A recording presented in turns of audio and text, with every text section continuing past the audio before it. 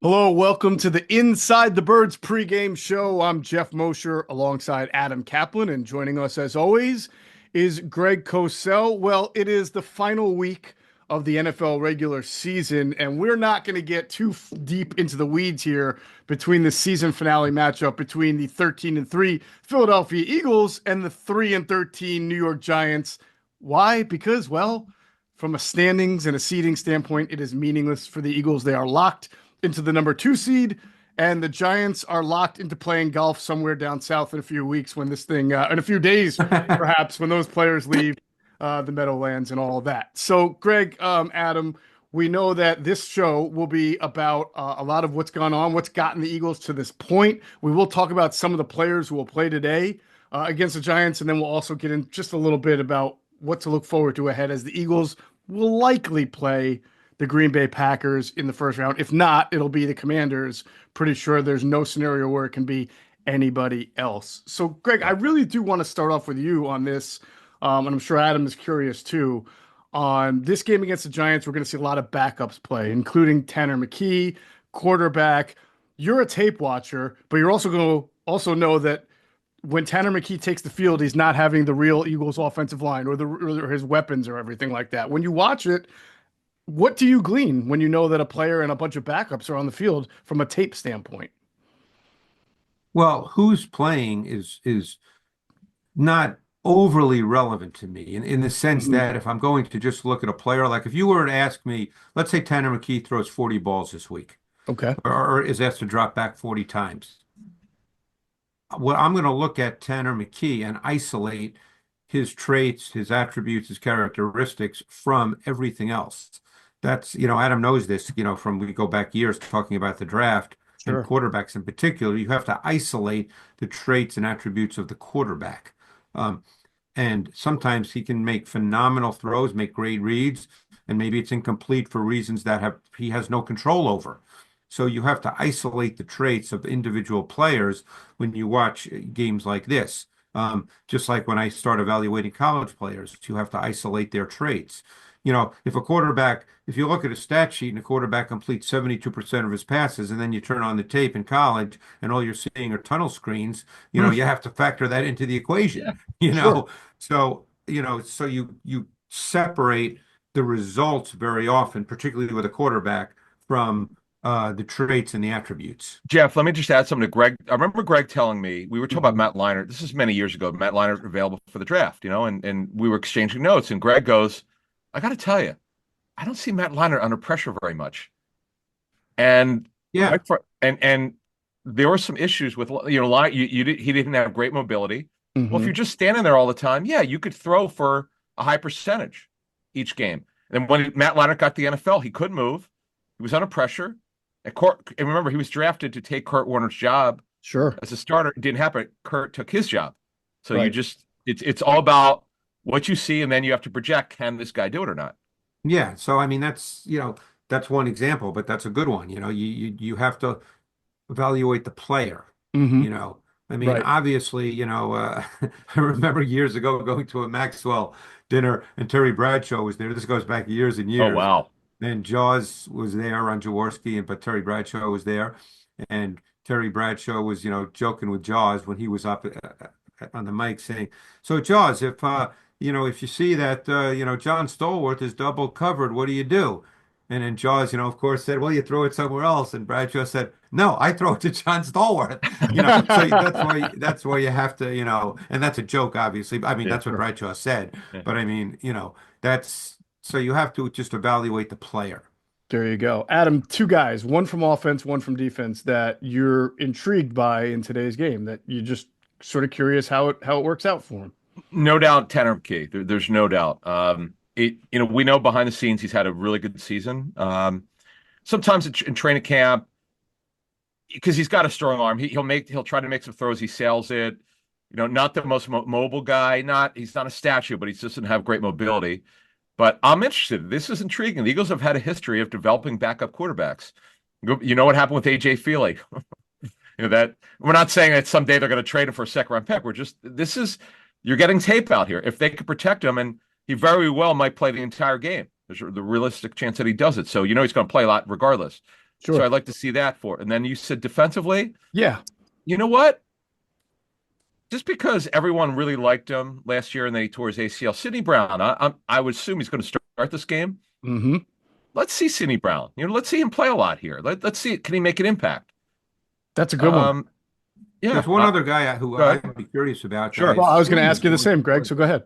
Oh, I would assume he's going to play meaningful snaps and maybe even the whole game. Isn't Keely Ringo going to play significantly in the game, I would think? Yeah. Sure. So I was Sure. actually I was going to pick Eli Ricks. I'm thinking that Ringo and Rogers are going to be your outside corners with Ricks as your nickel, which I think he's taken some reps there recently in practice. We'll see. But in general, all three guys are probably going to get their shot Yeah, at because certain Ringo, I times on mean, neighbors. it was a fourth-round pick, not a high pick, but still, as a rookie, he played some meaningful snaps.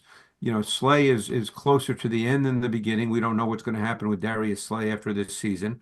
We know Rodgers, when he's played, has played well, but obviously Mitchell's one corner and he's locked in for the future.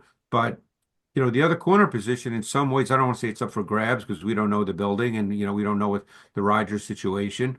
But Ringo is an intriguing guy because he's got really good size. He's solidly built. He runs well. I mean, he's had some issues. That's why he was a fourth-round pick and not a higher pick. Even though when he came out of high school, he was the number one corner in the country. Hmm. But I'd be curious to see. And again, so when I'm watching him, getting back to what do I look for? Sure. I want to see how he moves. I want to see, what does he look like if he's playing press? What does he look like when he's playing off? If he's playing off and they're playing zone, I want to get a feel for where his eyes are based on what the formation is. Is it 2-by-2, 3-by-1? How is he playing it? These are all things that are not dependent on necessarily the result of the play. Got it. Interesting. Got it. I agree. Well, from Yeah, tape, definitely. Jeff, I'd add this. You and I know this. I think we've had this discussion with Greg.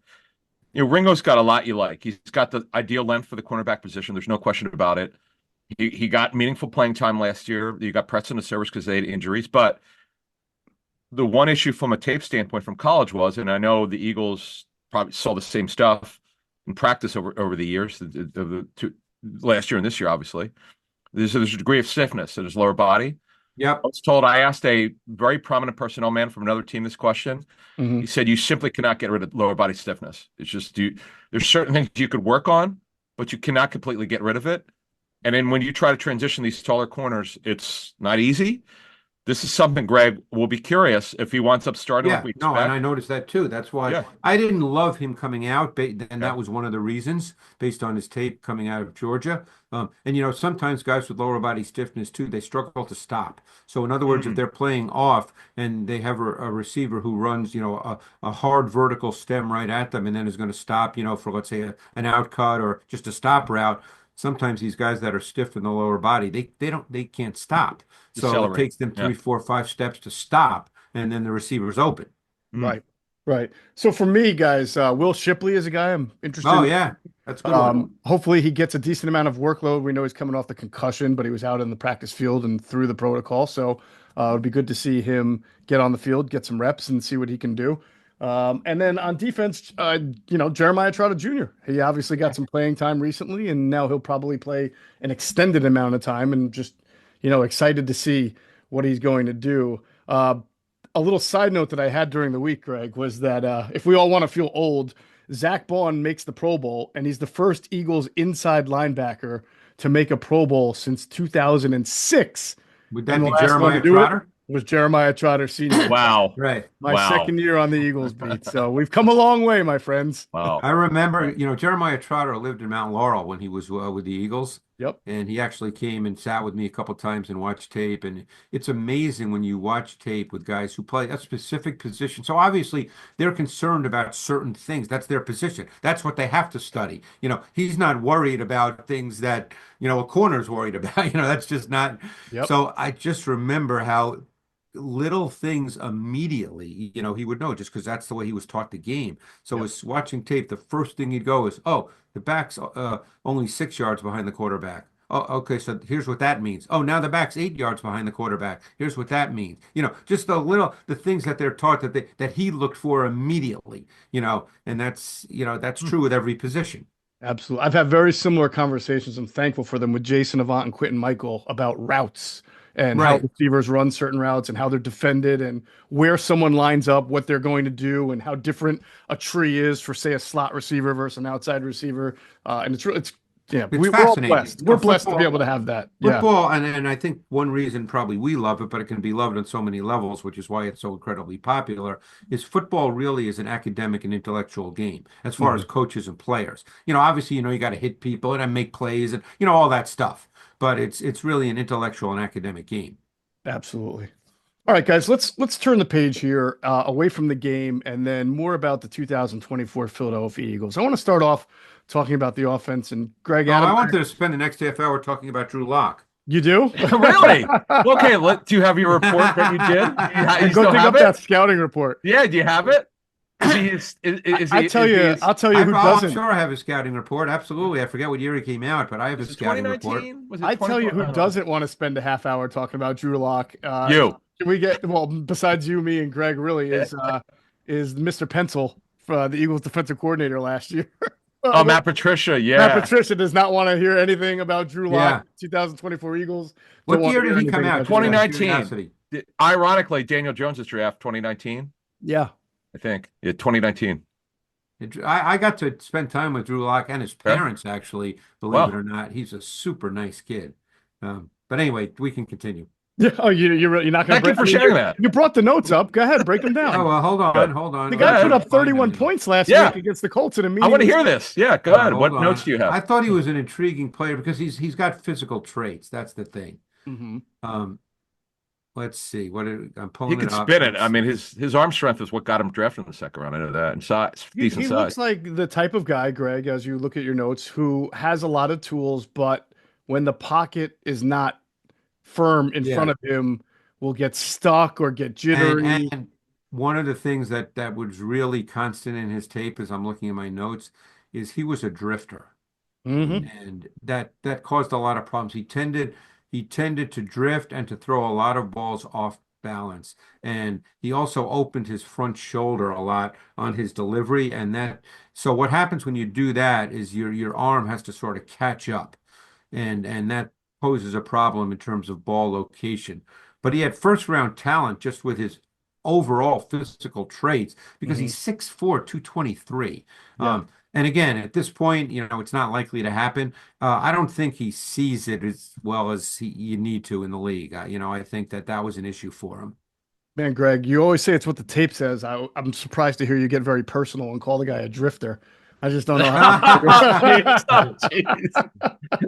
Oh, is man. it a grifter and a drifter? No, but and we know how. how Greg told us on the Inside the Tape show this past week that it bothers him when guys move when they shouldn't move because his face, just like it. Look at his face now. If you're watching on YouTube, yeah, it bothers you to no end when because guys you can move coach that, and it's just something you shouldn't be doing.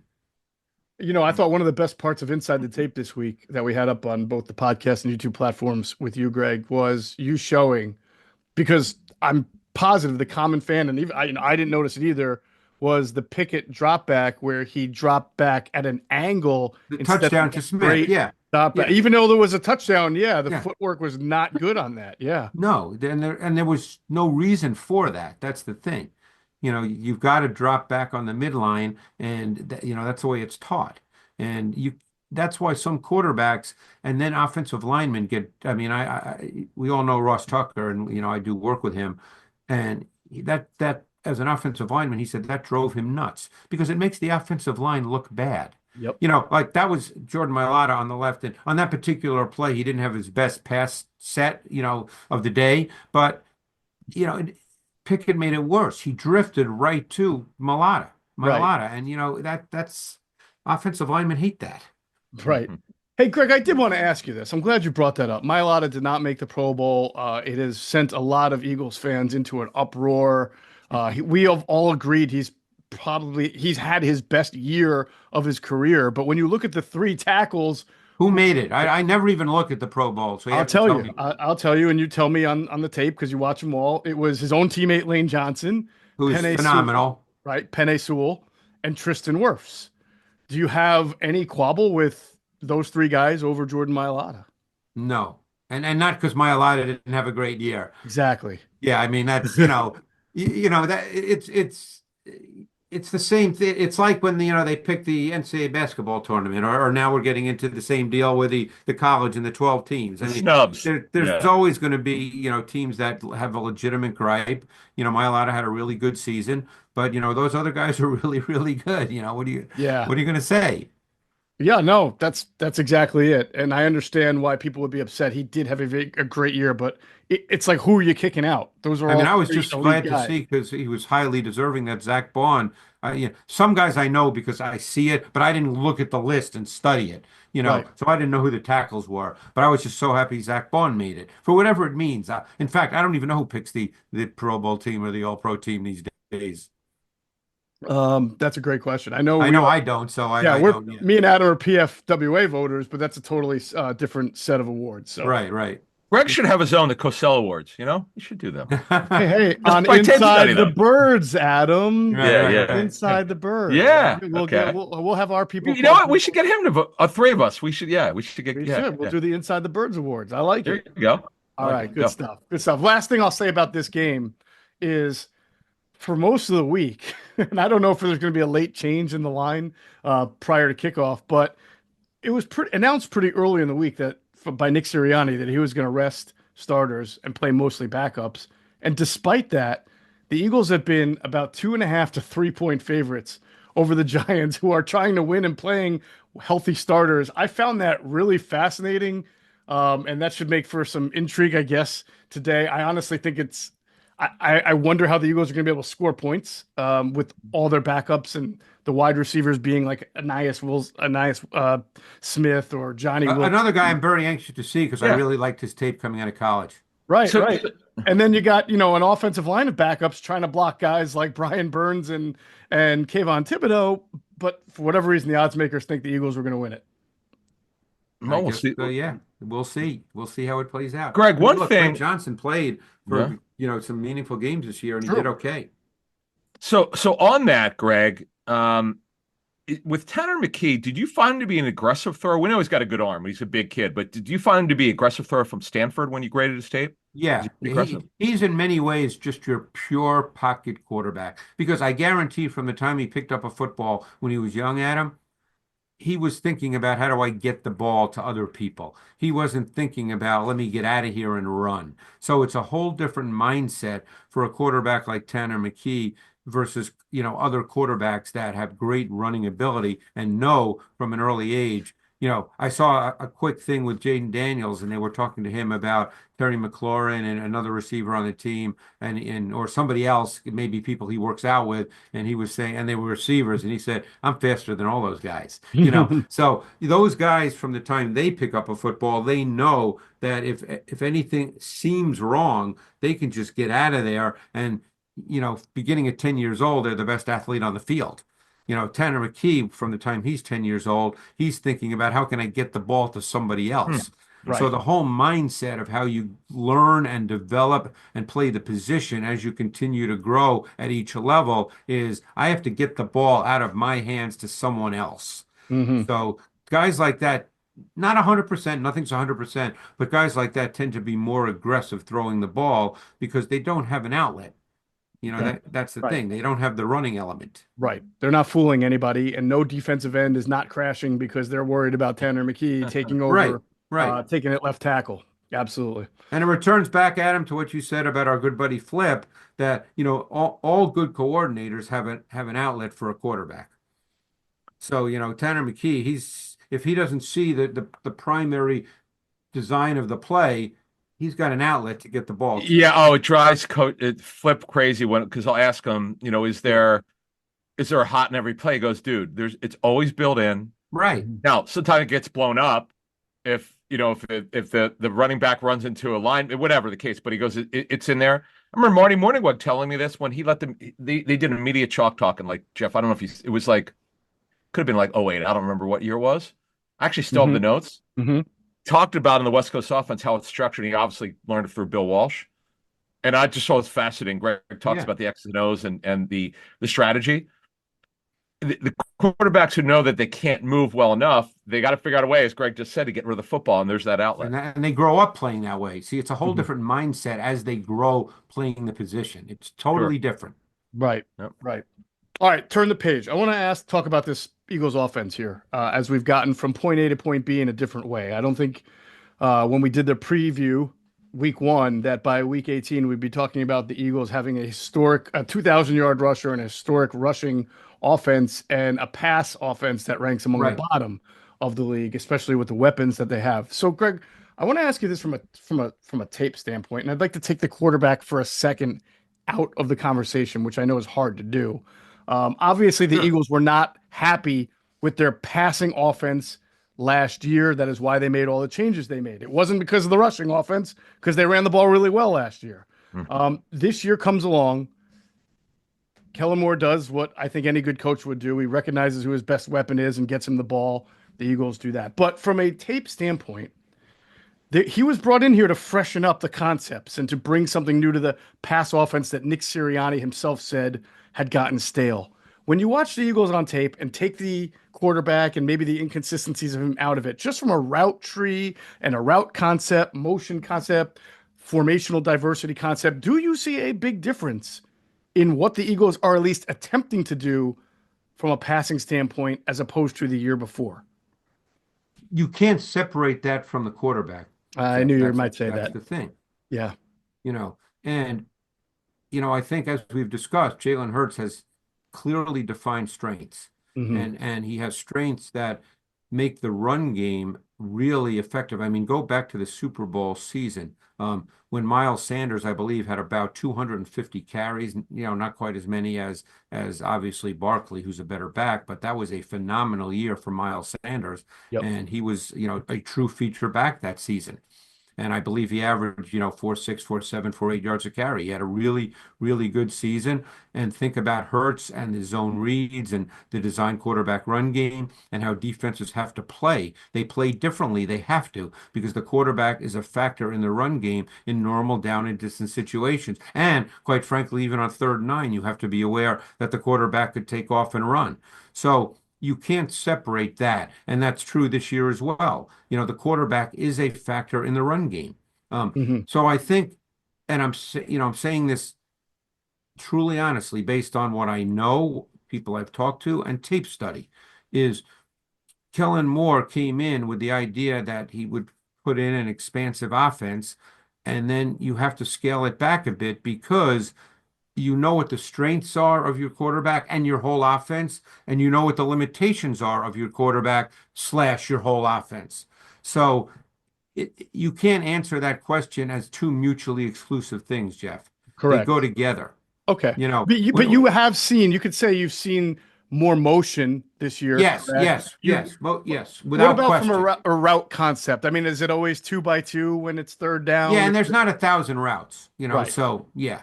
I mean, obviously, there's certain quarterbacks that that you can do more things with from a route perspective. Mhm. The Eagles have those same routes in their playbook. It's not like the Eagles don't, like Kellen Moore's playbook is 10 pages and Joe Burrow's playbook's 1,000 pages. That's not the way it is. It's all the same playbook for the most part. Mhm. Okay. It's just that what do you call in certain situations? What plays to the strength of your quarterback? Um, that's, and then you tie in the defense that you're anticipating based on film study with those things. It's funny because I remember during the pandemic, I had a phenomenal conversation with Flip talking about offense and how the defense factors in. And he Oh, talked about how the fact that, you're calling your game, you have your plays, but you're calling your game based on the defense. I mean, there's so many factors that go into it that none of these things are mutually exclusive. You can't Mhm. just separate it and say, well, we're going to just run these routes because, these are some good routes. Right. Right. This was a roundabout way of me sort of asking Adam, like, did the Eagles, not that they do the right thing, but they obviously fired their offensive coordinator last year and had their head coach take a step back because they weren't happy with their pass offense and they put it all on themselves and the new coaching staff was going to make a difference. And the biggest difference between last year and this year to me is that they run the ball even better, even more, and Yeah. more explosively, as opposed to the passing game to me doesn't look It doesn't look worse, doesn't look better. They get the ball to AJ Brown, they get the ball to Devontae Smith. I will say I think AJ Brown has had maybe his best year as an Eagle, not from a production standpoint, but he has forced so many missed tackles on third down. He has made a lot of big catches. He hasn't had as many of the drops that he's had, but that beyond that, the passing offense it's unchanged. So you go back to all the moves that they made last year. I wonder how they just deal with that in the offseason. Obviously, it depends on what happens in the playoffs. Yeah, and plus, Kellen Moore might be getting some interviews for being head coach, but assuming he's back, this is just something that he and Hurts have to get together and figure out how they're going to continue to work together, expand the pass game. Look, when you bring in Saquon Barkley, obviously you're going to make more of a commitment to the run. That you have to. Sure. A, it's Barkley. B, this offensive line. C, the contract. You're paying him, around $13 million a year. He's got to get the football. I mean, so we knew that was going to change. Barkley's got the most first down rushes by far of any back in the league. That's another one. Add that to it. Wow. Okay, now, but that doesn't mean when Hurts drops back, they can't. You would think that with Barkley running as well, this should open up stuff for your pass game. But as Greg pointed out, because he's the one who breaks down the tape for us, and we talk to other teams, they have similar information because they're watching the same tape. Hurts missed a number of throws earlier in the season. Now, is that why they started really running even more? I can't answer. I don't know. Only the Eagles know that. But on your point, Jeff, and I know why you're going there, bring Kellen Moore in. You know what his history is with 11 personnel, dynamic scheme. But he also hasn't coached. Yes, he coached Zeke Elliott. Yes. But when you're talking about a runner that's this dynamic as Barkley, plus the Hurts in the run game, your passing game is not be it's expansive. And remember a number of things here. The Eagles had a lot of games where they pulled away in the fourth quarter. They went into the fourth quarter with games that were relatively close. In a lot of games. I don't have that number in front of me, but I know that there were a number of games, a meaningful number of games where it was close going into the fourth quarter. And then Barkley, because we know Barkley had, with the exception of the Washington game, the most recent one, Barkley's had huge second half numbers this year. So, they would pull away. It would become a game of attrition. And with their O-line and Barkley, who, just body beautiful, he just doesn't seem like the man could ever wear down. They would, just in the fourth quarter, they would just wear out the opponent. My guess is Barkley's not a fun guy to tackle in the fourth quarter. So that's the way they decided was the best way to play with the talent that they have. Because don't forget, there's no coach that says, you know what, I don't really want big plays, so we're just going to hand the ball off. No coach says that. This is the way they feel that their offense works best. Okay. Right. Now, again, I'm not going to sit here and say that's because Jalen Hurts can't do this or can't do that. They're telling you by how they play, how they feel their offense works best. We don't have to interpret that. Right. That's the thing. The way they call the game. I'm not giving you an opinion coming out of my rear end here. They're telling us how they want to play because this is the way they feel is the best way to play with the personnel they have. Well, it's funny because this is what I brought up the other show when we talked this spring. We were doing the breakdown of the Eagles, and we knew Barkley's going to get the ball a lot, but we didn't. Would they make this commitment to be truly a running team, which Jeffrey Lurie under his ownership has never had? Like truly, it's one thing to bring in Barkley, but then it's one thing to say, you know what? We're going to limit the attempts by the quarterback. We're going to run the football. And the other thing, Jeff, is, and I'm going to add this in there, this matters. We didn't know that their defense could actually help them win games. Right. Right now, depending on what metric you look at, they have the number one defense in the National Football League. I mean, who could have known that? They're somewhat old school. It's a run game, it's a defense, and the quarterback is a complementary piece. And because of his running element, he's a plus complementary piece. He's plus one. Sure. Sure. They're not, to use a term I've used over the years, they're not hiding the quarterback, but they're playing to what the quarterback is and making sure that some of his limitations don't get exposed. Like I said, they're telling you how they want to play based on the talent that they have. All right, two things off of that, but they're going to take their shot places. Jalen has a no very strong question. arm. That's still in the offense. And the thing, Greg, and I know you had wondered about this, could Barkley be a closer? Because quite frankly, he did not look like a good closer with the Giants. And this year he's been a phenomenal closer. And we're just telling folks we didn't know that because as you told us, you wondered because the tape did not show that he, despite being 232 to 235, he could finish runs like this. And But and Well, and why don't Jeff, we? oh, I'm sorry to play off something you said about AJ Mhm, Brown. Let's also remember that there may not be a better contested catch vertical receiver in the NFL than AJ Brown. So George mhm, you can Pickens is throw up the there. ball But to yeah, AJ Brown, and Jalen does throw a very, very good deep ball. That is a strength of his game. So mhm. you can throw. I remember, was it a fourth down play earlier this season? I'm trying to remember which game it was down the left sideline. yes, Yes, Was that a fourth down play? he yes. was. Who was that against? I'm trying to remember. Left, and we couldn't believe that they took the shot play, but the confidence that they had, and It was obviously, fourth Ah, quarter in a game yeah, that was relatively you got close, it. Yeah, and on fourth down yeah, they threw the fade to AJ Brown, and he made one of his classic contested, you know, catches. It doesn't, mhm. but the point is got it.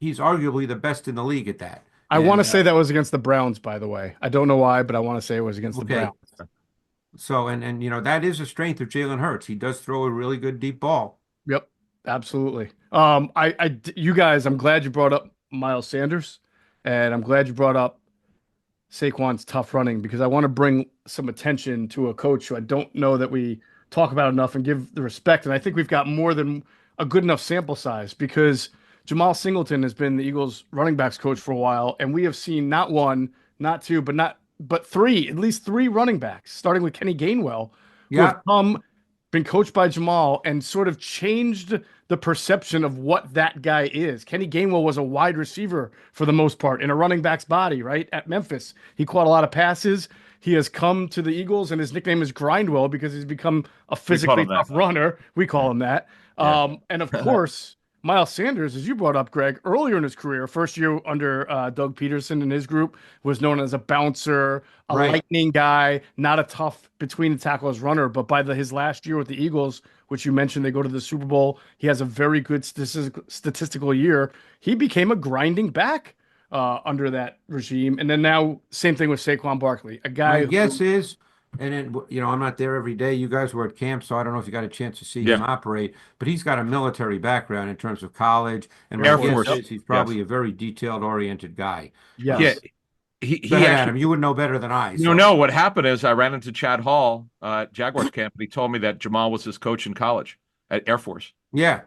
So that's pretty interesting as you brought that up. So yeah, I'm glad you brought Jamal Singleton up because he's a guy who was with the Raiders, he's been around in college and pro football. Jeff, as I sent it back to you, in our this is our seventh year of doing the show, Yeah. and not to take anything, I don't want to take anything away from the 17 team or the 22 team, but the coaching for this staff, Jeff, it's a big reason why they've won 11 out of 12. Yep. We'll see what the Talent playoff shows development. us. We've Yeah, talked about player talent development. development for a long time, especially under the Peterson regime, where there was talent, but it wasn't always being developed. But Yep. in many cases, at many positions, we're And seeing when talent and development. I've always been a big believer in coaching, and when you see detail, and I look for that when I watch tape. Obviously, I can't do that with every single play, otherwise it would take me too long. Because as I'm Right. sure people who listen know, I have to get through as many games as I can every week. But there's certain times I really notice little detail and subtleties. That's coaching, and that's players accepting coaching because every for instance defense. We're talking about defense for a moment. Defense is so critical in terms of positioning. It's eye discipline, it's technique, body position. You know, Going back the first time they played Washington on Blankenship's interception, for instance, you remember that play? Yeah, I think the score was 19-10 at the time, and Yep. the Commanders got the ball, and it was still a game. It was early enough in the fourth quarter that if they had marched right down and scored, we would have had a game. And Blankenship made the pick. And the most critical part of that play was Cooper DeJean forcing Brown to widen his route so that Blankenship could stay outside of the route. Little details like that matter so much. And on that particular play, that detail resulted in an interception. Mm. So these things matter. And my guess is Jamal Singleton, to bring it back to the running backs, I would imagine, given his military background, that he's very much a detail-oriented coach. It's not just, oh, Saquon, you're really gifted, just get the ball. Right. Yeah. We know he's really gifted, but Right. it's more than that. Yep. And these guys do a great job with ball security. You very rarely have seen a Barkley, a Gainwell, or anybody else, ball carrier fumble. So the Eagles I have been mean, very, very think good think with of what that. we talked about this uh, earlier in the week when we did our tape segment about Gainwell stepping up on the Smith Mm, 22-yard touchdown, stepping up to make the block.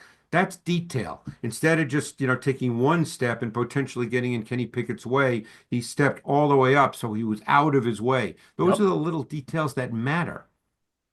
100%. I'm glad we're talking about details because we're going to switch the sides here and talk about defense because reports out of Miami going into this year would have had you believing that Vic Fangio no longer knew how to coach. He was not a guy that Yeah, I players love that. could I really love that. Yeah. respect. He had lost his ability to connect. Lo and behold, this Eagles defense. I listen. If anybody thought the Eagles would have the number one defense going into the year, they should go play the lottery right now yeah. because I Right. didn't meet one single person, one analyst, one anybody who. The hope was that they were improved, Greg, and that the offense would carry it. But there have been games this year other way around. The defense has carried the offense. Well, there were too many unknowns. We had no idea if Zach Bond could play stack backer. You had no idea what Quinion Mitchell could be. You had no Mhm. idea what Cooper DeJean, particularly coming off a major injury. There were many, many unknowns with this group. So it was just perfectly natural to think we don't know. And when you don't know, you don't say, "Oh yeah, if it works, they'll be number one." You don't say that. You're just hoping it kind of they figure it out and they have a quality defense. Mhm. But Mitchell's been really good. DeJean has been really good. Bond is worthy of being an all-pro. Bond's probably, in my view, a top five stack backer in the league this year. Mhm. So Nakobe Dean, he's improved as well. So it's you just didn't know. Right, guys Yeah. like Milton Williams, Adam. Right, Milton Yep. Williams has seen Oh yeah, development. but he's been there and he's been solid every single year he's been here. Yeah, Yep. guys, here are the players who have improved. They're at least as good as they were before have improved. Milton Williams has clearly improved. He's one of the best kept secrets of the National Football League. Jalen Carter's gotten better. Yeah, Nolan Smith has gotten better. Bond has been a revelation. Mhm. Greg has outlined Nakobe Dean several times. He's gotten better. Josh Sweat is back. Josh, he may not have been what he was 2 years ago, but he's way better than last year. Right. Gardner Johnson has improved as the season has gotten long after a slow start. Reed Blankenship has gotten better. Greg just outlined DeJean and Mitchell. Trotter is, we know from behind the scenes as a fact, he's been good. Ojomo's improved. Mhm. Ringo, we'll see about. But Sure, Tristan McCollum has gotten in there and held yeah, his own when it yeah, has to a be. bit, Yeah. yeah. Yeah. But Ojomo, Thomas Booker is actually he made the team because he had a good training camp. Jeff, yeah. this just doesn't happen. This is No. coaching. This is Yeah. coaching. Absolutely, it is, and they make it. We know that the backbone of the Fangio defense is to make it hard for the offense to A, get explosive plays, and B, stay patient. And I think you've seen that a lot of teams have just not had the patience. It happened. It happened to the Bengals, a great offense.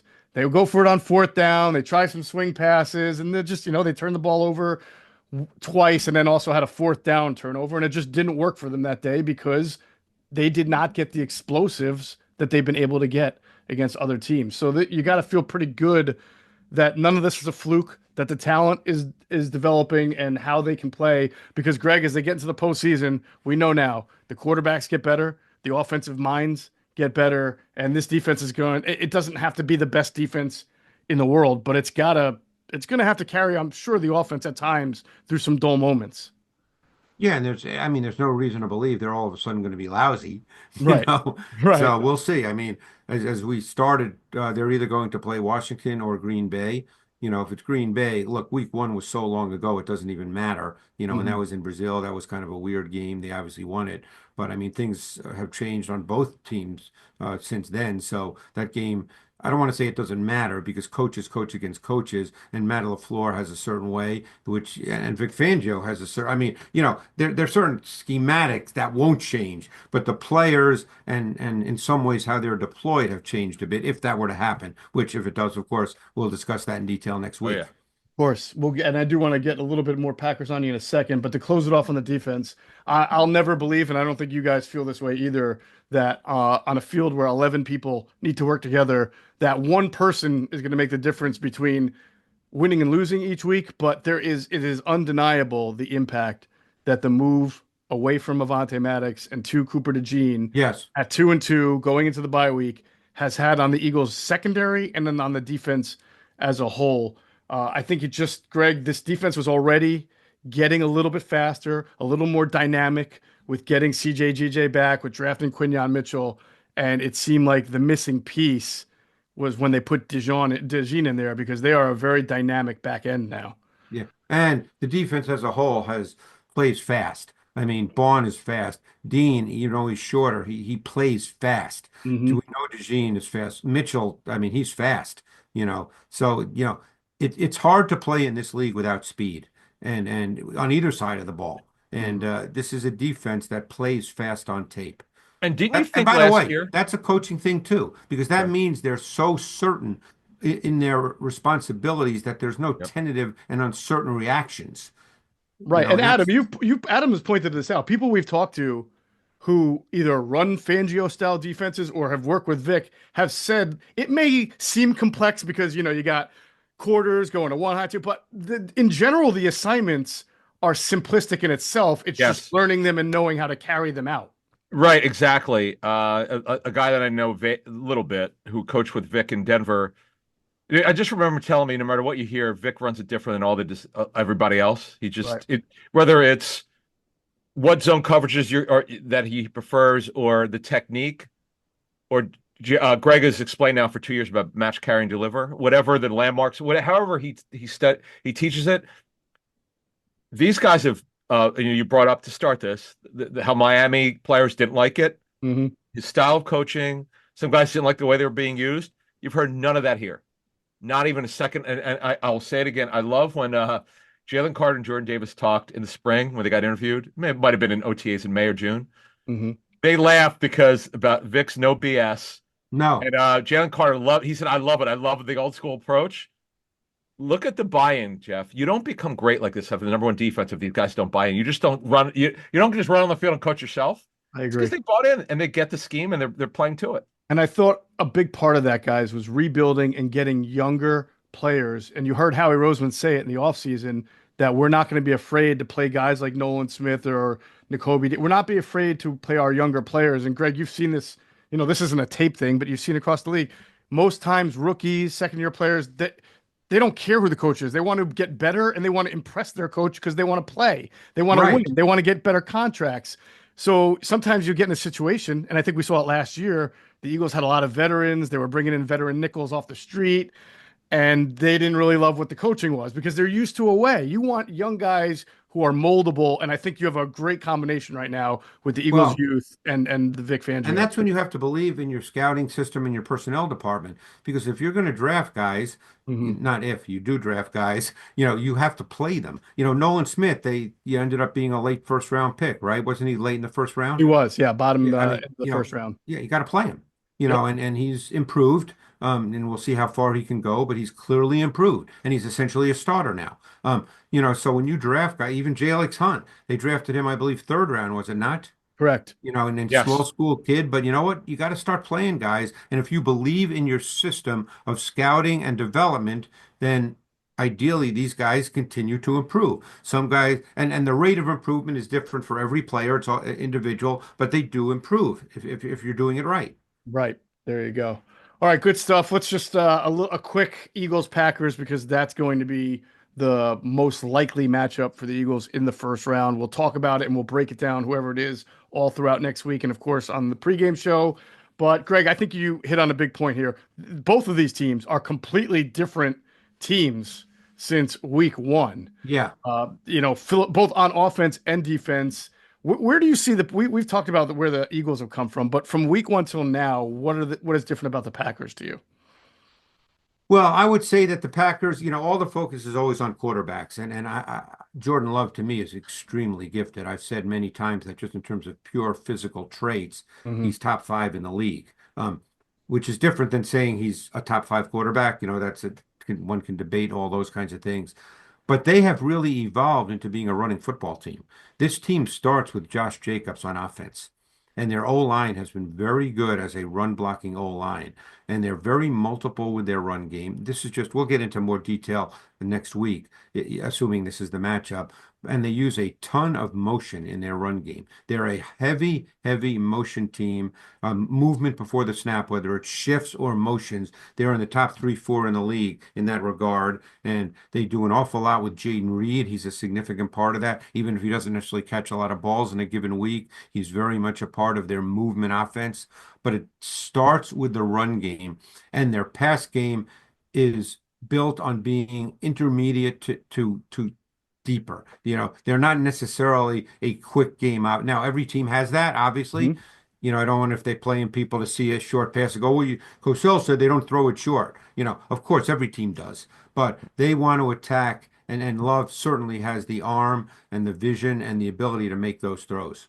Yeah, Adam, you've brought up that the Packers in their 5 losses are to the same teams, right? The Vikings, the Lions, and the Eagles, which are all teams that are going to win north of 13 games. So the Packers are pretty good for a 5-loss team going into this week. But would you say, Adam, you feel like they lack a closer the way the Eagles have whether it's Saquon or whether it's A.J. Brown on third down? The Packers have a nice selection of weapons. They do. But in every game, they just seem to fall a little bit short. And I wonder if they just lack a real go-to weapon like You mean a number one? Yeah, see, Christian they Watson, don't have a Justin Jefferson or an A.J. Brown. They have talented Watson's players. their shot play guy. Greg knows this. Right. Watson's their shot play guy. He could flat out fly.